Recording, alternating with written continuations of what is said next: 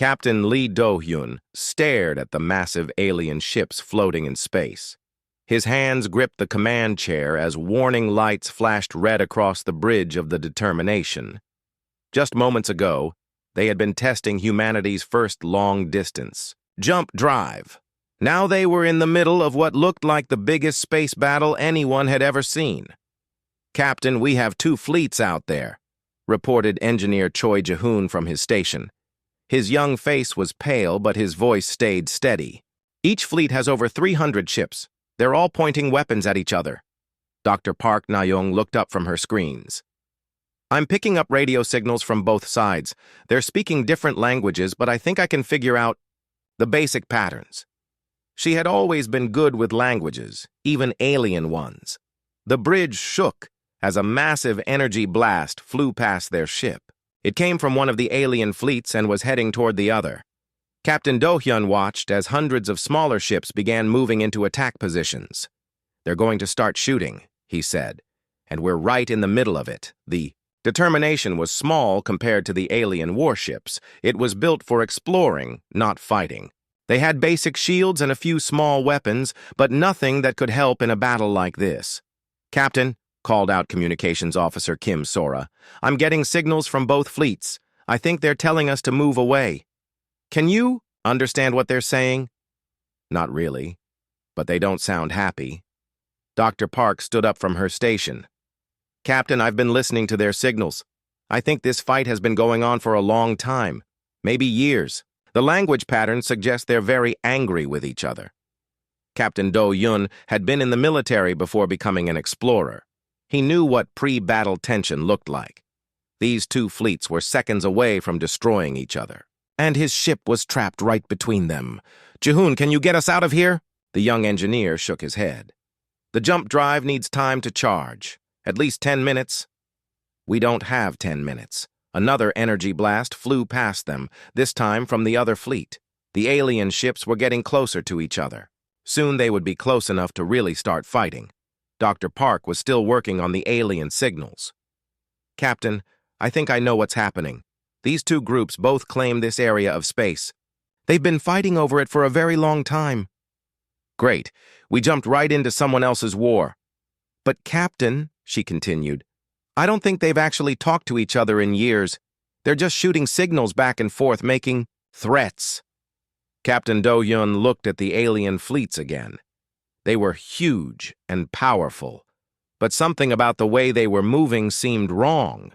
They weren't attacking yet, even though they could have started shooting already. "What if they don't really want to fight?" he said. "Sir? Think about it. If they wanted to destroy each other, why haven't they started already? They've had plenty of time." Engineer Jae-hoon looked up from his screens. "Maybe they're waiting for something? Or maybe they're scared," said Dr. Park. "Sometimes when people are really angry, they make a lot of noise but don't actually want to hurt anyone." Captain Do-hyun made a decision. It was probably stupid, but it might be their only chance. "Jae-hoon, can you build a communications array that can talk to both fleets at the same time?" "What?" "Captain, we don't know anything about their technology. You figured out how our jump drive worked by looking at alien math equations. You can do this." The young engineer looked nervous. "It would take at least an hour to build something like that." "You have 20 minutes. "Captain, that's impossible." "Then make it possible." While Jae-hoon worked on the impossible communications array, Dr. Park kept studying the alien signals. She was starting to understand some basic words. The 2 fleets called themselves the Velkrani and the Thraxians. They had been fighting over this area of space for over 500 years. 500 years? Captain Do-hyun couldn't believe it. They've been arguing about empty space for 500 years? "It's not empty," Dr. Park said. "There are some small planets here, but nothing special. I think they just hate each other." "Now!" The alien fleets were getting closer. Energy weapons were charging up. Soon the shooting would start. "Jae-hoon, how's that array coming?" "Almost done, Captain. But I don't know if it will work. I'm basically taping together 3 different types of alien technology. Will it explode? Probably not. Good enough." 15 minutes later, engineer. Ji-hoon had built something that looked like it shouldn't work. It was made of parts from their ship's computer, pieces of alien technology they had found floating in space, and a lot of wire. "Captain, I can't promise this will work," Ji-hoon said, "but if it does, both fleets should be able to hear us at the same time." "And hear each other?" "Maybe. I think so." Captain Do-hyun activated the communication system. He didn't know what to say to two groups of aliens who had been enemies for 500 years. So he decided to be simple and direct. "This is Captain Lee Do-hyun of the human ship Determination. We are new here. We don't want to fight anyone, but we are in the middle of your battle area, and we cannot move our ship right now." The response was immediate. Both fleets started sending signals back to them. Dr. Park worked quickly to translate. "They're both asking who we are and what we're doing here," she said. "They sound surprised." "Tell them we're explorers. We got lost." Dr. Park sent the message. Then something unexpected happened. The two alien fleets stopped moving toward each other. They were still pointing weapons, but they weren't getting ready to shoot anymore. "Captain," Dr. Park said with excitement in her voice, "they're talking to each other." "What?" "The Velcrani and Thraxians. They're sending messages to each other for the first time in years. They're asking each other about us." On the main screen, they could see the alien ships. The massive fleets had stopped moving into attack positions. Instead, they seemed to be waiting. "They want to know more about humans," Dr. Park continued. "They're asking each other if they've ever heard of our species before." Captain Do-hyun realized what was happening. The two fleets were so surprised to meet a new species that they had forgotten about fighting each other, at least for now. "Keep them talking," he ordered. For the next 2 hours, the three groups shared information. The humans learned that the Velcrani and Thraxians had once been friends, but a misunderstanding 500 years ago had started their long war. The aliens learned that humans were new to space travel and had never heard of either empire. By the end of the day, the two alien fleets had agreed to stop fighting and talk about ending their war. They also decided to send messages to something called the Galactic Council to tell them about the strange new species called humans. Captain Do-hyun didn't know it yet, but they had just changed galactic history. 3 months had passed since the Determination first met the alien fleets. Now humanity had a small base on the edge of Galactic Council space, and more human ships were arriving every week. The Council had given them permission to stay, but many aliens were not happy about it. Counselor Veltar walked through the great halls of the Council station. He was very old, even for his species, and had been making decisions for the galaxy for 8,000 years. In all that time, he had never met aliens quite like these humans. "The humans stopped another war yesterday," his assistant reported as they walked. "The mining dispute between the Kortan Republic and the Free Miners Guild." Veltar stopped walking. "How?" Their military advisor, Kim Tae-hyun, suggested both sides work together instead of fighting over the same asteroid belt. He showed them how to share the mining rights and make more profit than either side could make alone. This was exactly what worried Veltar. The humans had been in Council space for only 3 months, but they had already prevented 5 different wars. They did this by suggesting solutions that no other species had ever thought of. "What about the Zephyrian plague?" Veltar asked. His assistant looked uncomfortable.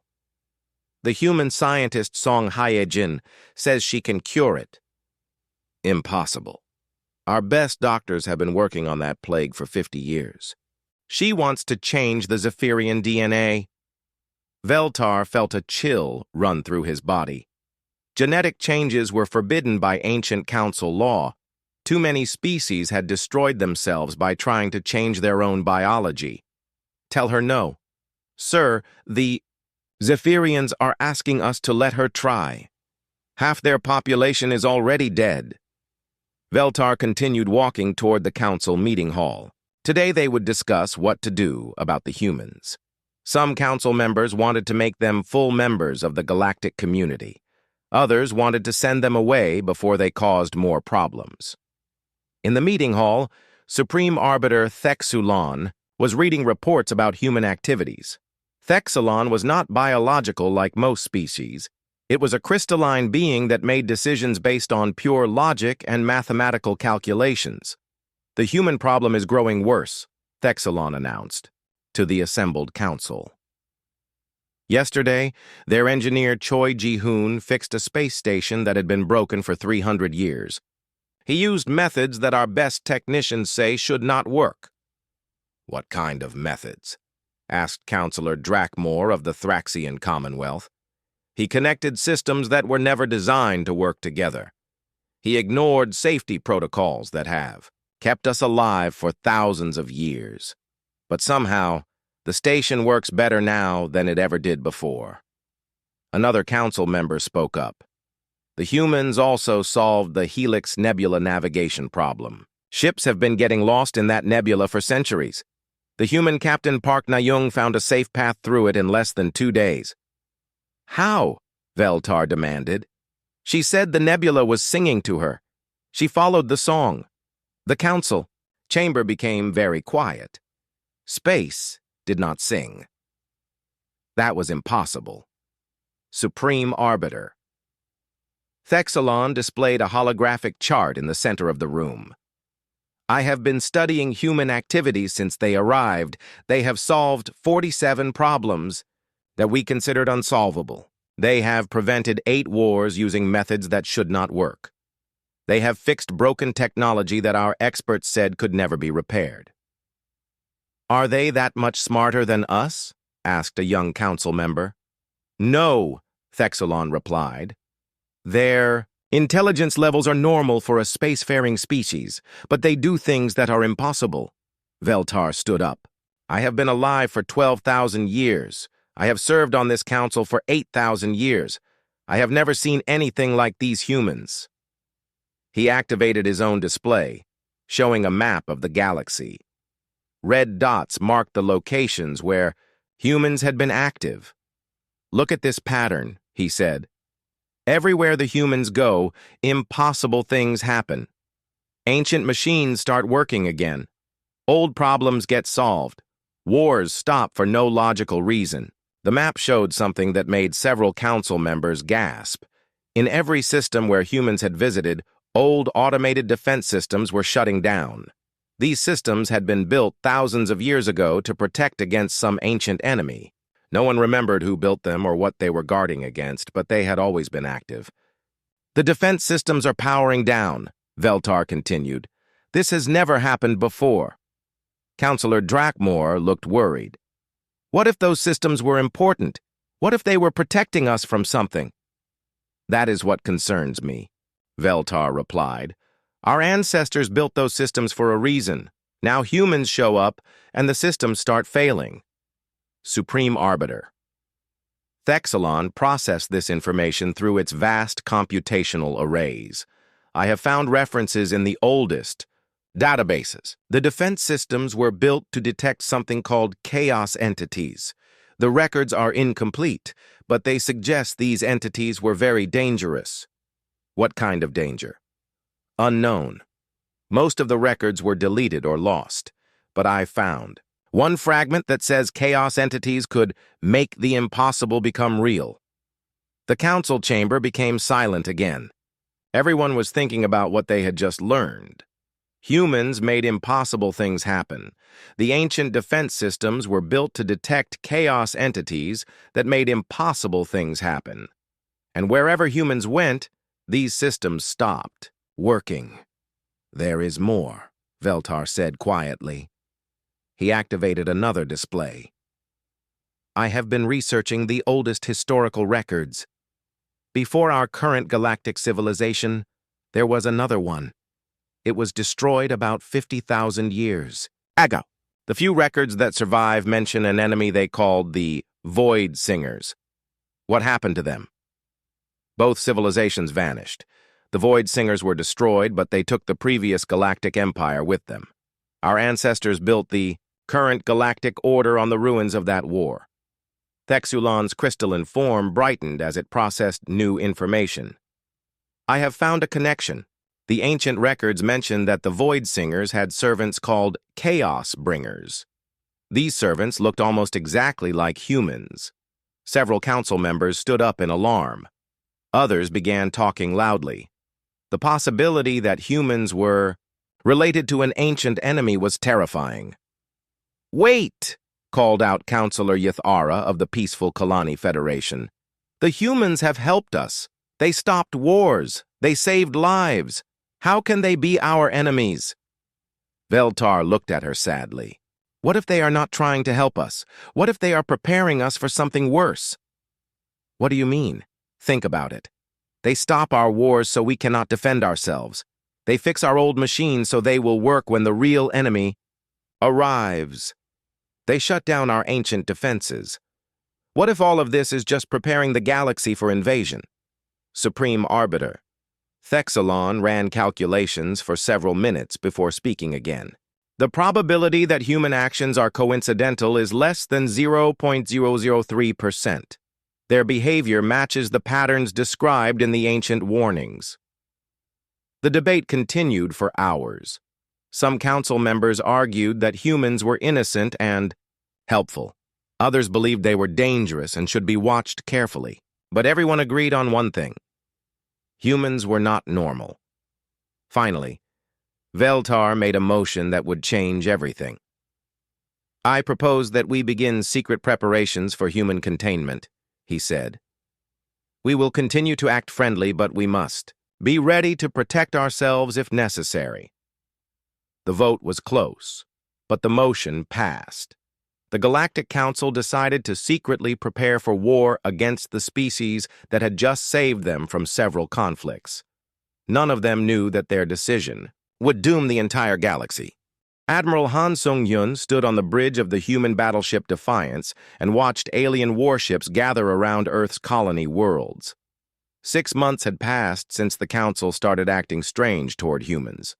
Now thousands of alien ships were positioning themselves for what looked like an attack. "Admiral, we're receiving a transmission from the Council station," reported his communications officer. "Put it through." The main screen showed Councillor Veltar and Supreme Arbiter Thexulon. Behind them stood representatives from all 847 member species of the Galactic Council. Admiral Han had never seen them all together before. "Humans of Earth," Veltar began, his ancient voice carrying across space. "The Galactic Council has made a decision about your species." Admiral Han activated his own transmitter so they could see him. "We're listening. After careful study of your actions and careful research into galactic history, we have determined that humanity poses an unacceptable risk to galactic civilization." "What kind of risk?" Supreme Arbiter. Thexulon stepped forward. "Our computers have analyzed your behavior patterns. You solve problems using methods that should not work. You make impossible things happen. You shut down ancient security systems that have protected us for thousands of years." Admiral Han frowned. "We helped you. We stopped wars. We saved lives." "Yes," Veltar replied. "That is exactly what makes you dangerous." On another human ship, Captain Lee Do-hyun was having a similar conversation with his crew. Dr. Park Na-young had been monitoring Council communications for weeks, trying to understand why the aliens were becoming hostile. "Captain, I think I know what's happening," she said. "The Council found old records about something called the Void Singers. They think we're connected to them." Who were the Void Singers? Some kind of ancient enemy that destroyed the previous galactic civilization about 50,000 years ago? The records say they had servants that looked like humans. Captain Do-hyun shook his head. "That's crazy. We just learned about space travel a few years ago." "I know. But the Council is scared. They think we're preparing the galaxy for another invasion." Back on the Council station, a young human philosopher named Yu Seulgi was making one last attempt to change their minds. She had been granted permission to speak to the full Council assembly, something that had never been offered to a human before. "Honored Council members," she began, I understand your fears. You look at humans and see chaos. You see us breaking your rules and doing impossible things. But chaos is not always bad. She activated a holographic display showing the recent conflicts that humans had helped resolve. Yes, we do things differently. We don't follow your ancient protocols. But look at the results. Wars that lasted centuries ended in days. Problems you couldn't solve for thousands of years were fixed in hours. Counselor Veltar interrupted her. That is exactly what worries us. You make the impossible happen. According to our oldest records, that is the mark of the Chaos Bringers who serve the Void Singers. But we're helping you. The records say the Chaos Bringers helped the previous civilization too, right before that civilization was destroyed. Solgi tried a different approach. What if the records are wrong? What if the Chaos Bringers were not the servants of the Void Singers, but their enemies? The council chamber became quiet. This was a possibility no one had considered. Think about it, she continued. What if the Chaos Bringers were fighting against the Void Singers? What if they were trying to protect the galaxy, not destroy it? Supreme Arbiter Thexalon processed this possibility for several minutes. Even if that were true, it would not change our decision. Whether you are servants of our enemies or warriors against them, you represent change. The Galactic Council has maintained peace and stability for 50,000 years by avoiding change. But change isn't always bad. Change destroyed the previous galactic civilization. Change brought the Void Singers. We will not allow change to destroy us as well. The debate continued for hours, but Sulgi could see that most of the council members had already made up their minds. They were too afraid to listen to reason. Finally, Veltar called for silence. The council has made its decision. Humanity will be given 10 years to leave this galaxy peacefully. If you are still here after 10 years, the combined fleets of all 847 member species will force you to leave. Admiral Han's voice came over the communicator from the Defiance. And if we refuse to go? Then you will be destroyed. You're making a mistake, Admiral Han said quietly. A huge mistake. We do not think so. We came here as friends. We helped you solve problems. We saved lives. And this is how you repay us? Thexalon's crystalline form flickered. We appreciate what you have done, but the risk is too great. The previous galactic civilization probably thought their Chaos Bringers were helpful too, right until the end. Admiral Han was quiet for a long moment. Then he spoke again, and his voice carried a warning that made several council members nervous. I've been a soldier my whole life. I've fought in wars you can't imagine. I know what real enemies look like. He paused. We are not your enemies, but you're treating us like we are. Are you threatening us? Veltar asked. No, I'm trying to save you from your own stupidity. Admiral, interrupted Captain Do-Yun over the communication channel. They've made their decision. There's no point in arguing anymore. Admiral Han nodded slowly. You're right, Captain. He looked directly at the council members on his screen. We'll go. We'll leave your galaxy and find somewhere else to live. That is wise, Veltar replied. But I want you to remember this moment, Admiral Han continued. I want you to remember that when your real enemies come, we won't be here to help you. We have defended ourselves for 50,000 years without human help. Have you? Admiral Han asked. Or have you just been lucky that your real enemies were sleeping? The transmission ended, leaving the council chamber in uncomfortable silence. Over. The next few months, humanity began preparing for their exile. They gathered their ships, their people, and their few belongings. Many humans were angry and wanted to fight, but their leaders convinced them that leaving was better than starting a galactic war. Captain Do-Hyun delivered humanity's final message to the council before the last human ship left galactic space. You think you're protecting yourselves by sending us away.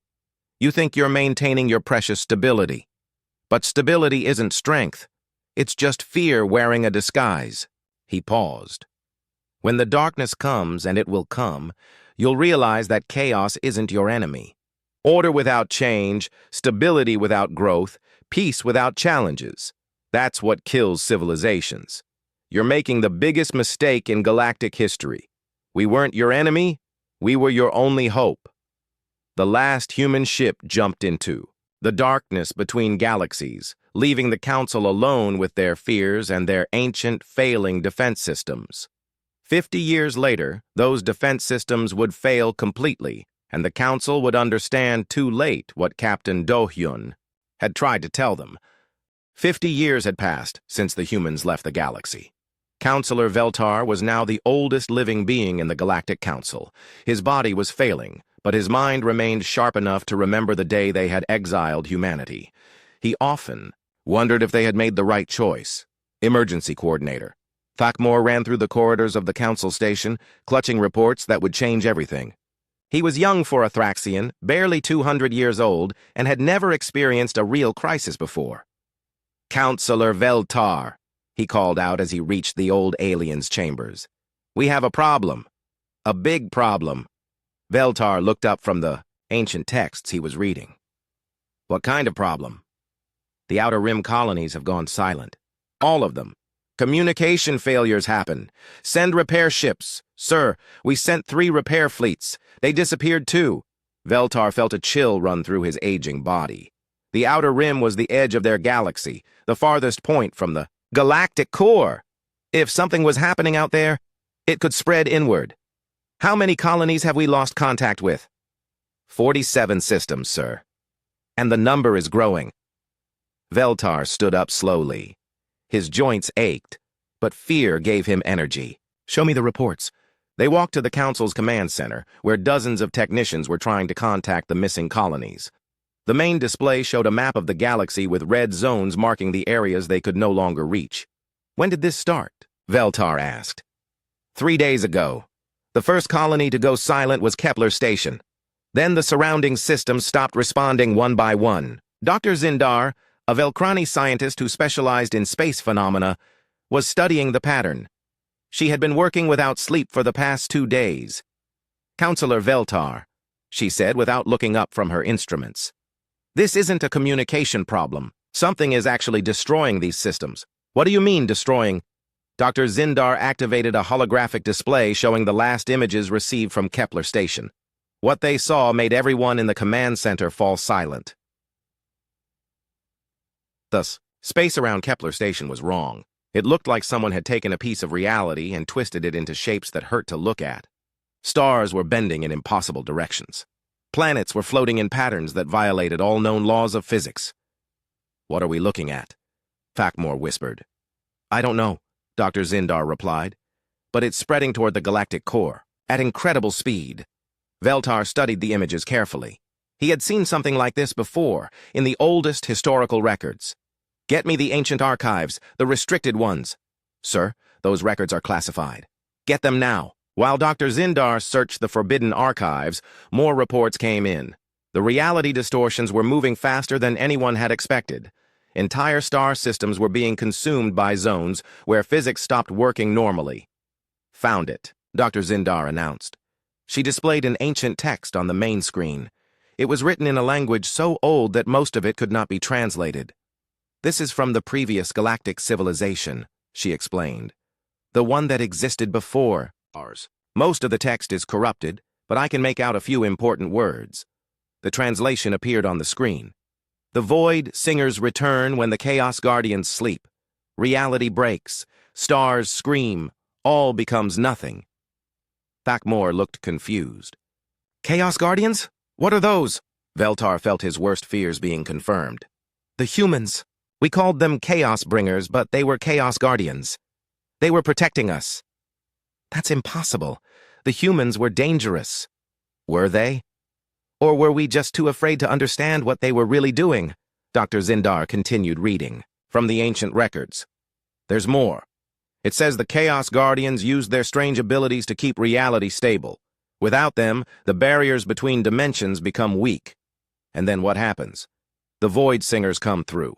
As if responding to her words, the command center's alarms began screaming. The main display showed something that made everyone's blood freeze. At the edge of the galaxy, where the reality distortions were strongest, shapes were moving in the gay, twisted space. They were not ships. They were not creatures. They were something else entirely. Beings made of darkness and impossible angles that seemed to exist in more dimensions than the normal universe allowed. The Void Singers, Veltar whispered. The largest of the dark shapes began to speak. Its voice came through every communication system in the galaxy at once, even though that should have been impossible. Little civilization, the voice said, and it sounded like the death of stars. You sent away your guardians. You chose order over chaos.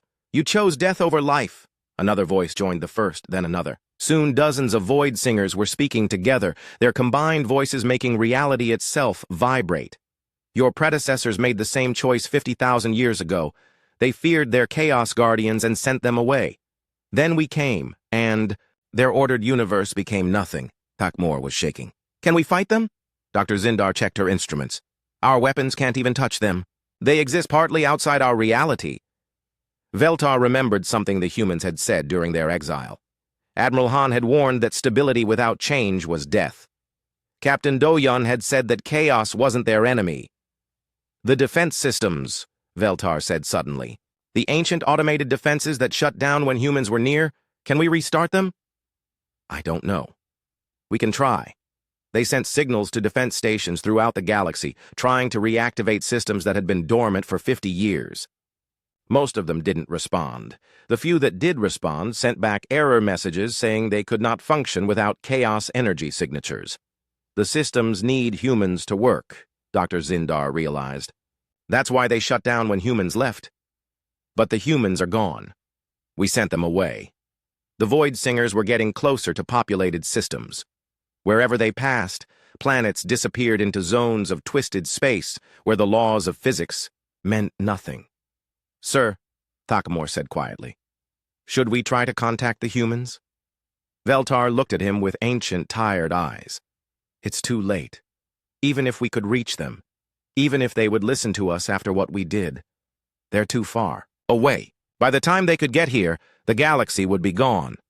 On the main screen, they watched as the Zephyrian homeworld was consumed by a reality storm. The same people that human scientist Song Hyejin had wanted to save with her genetic treatments were now disappearing into nothingness. How long do we have? Veltar asked.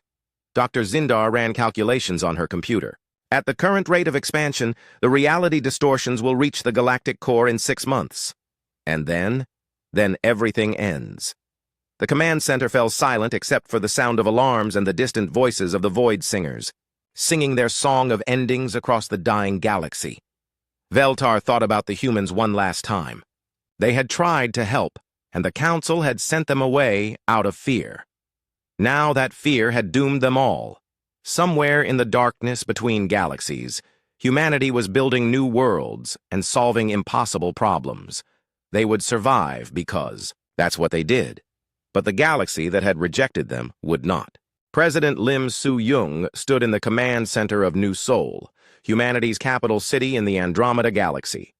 Through the massive windows, she could see impossible architecture stretching toward the stars. Human cities now existed in multiple dimensions at once, their buildings folding through space in ways that would have terrified the Galactic Council.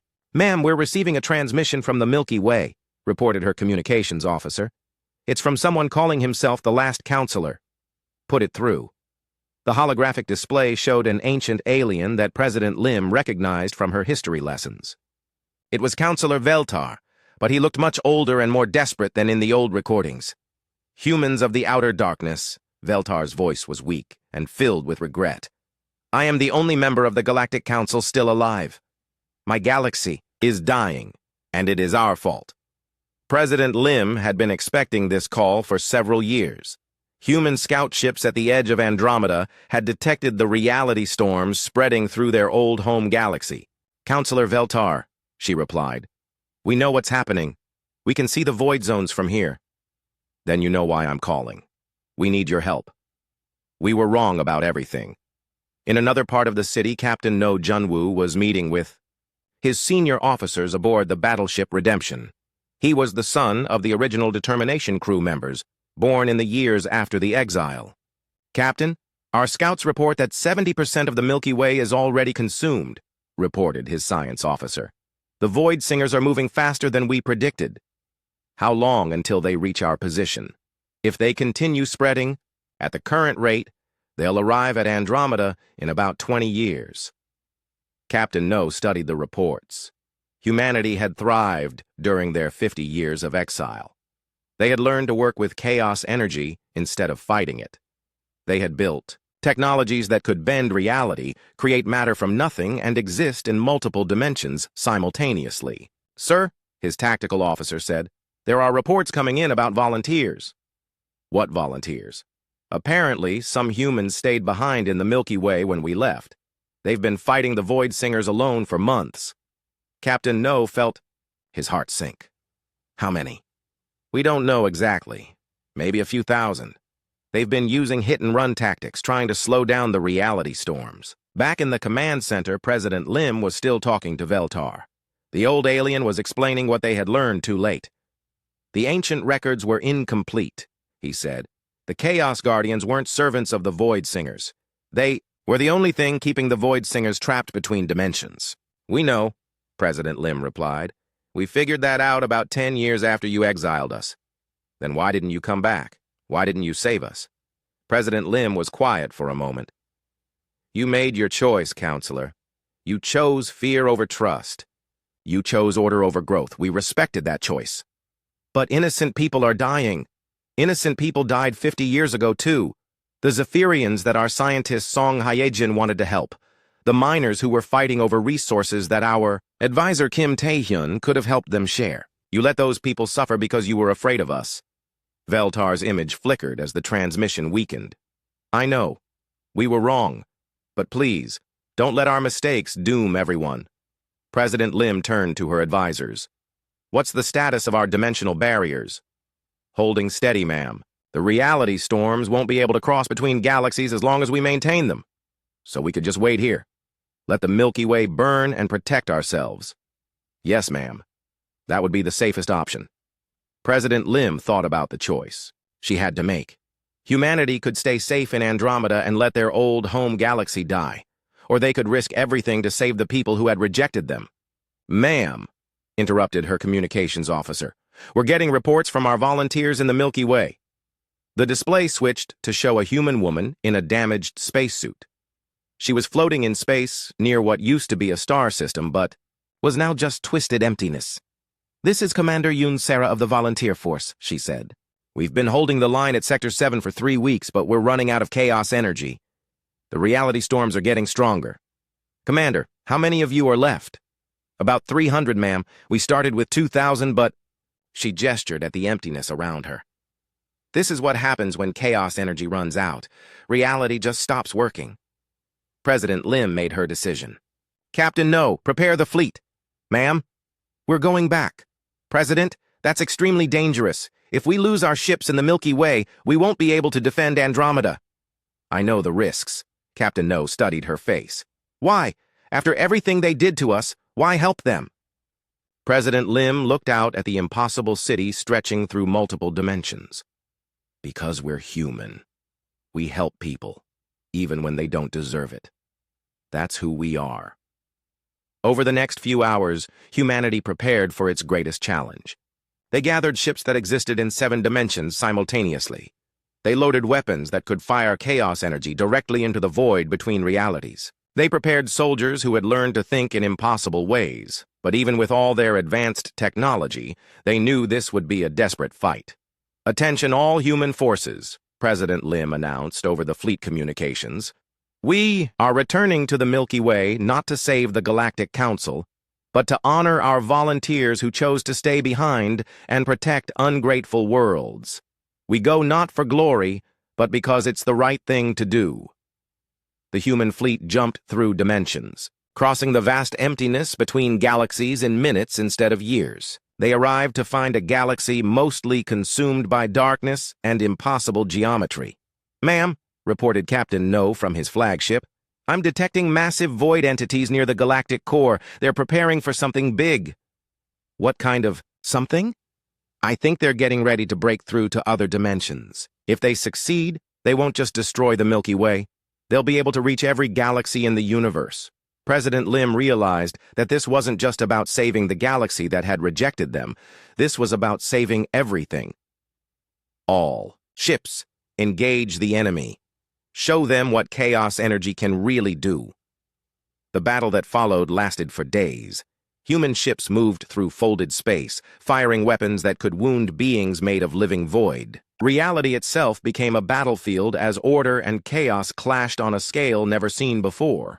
In the end, humanity managed to push the Void Singers back into the spaces between dimensions. But the cost was enormous.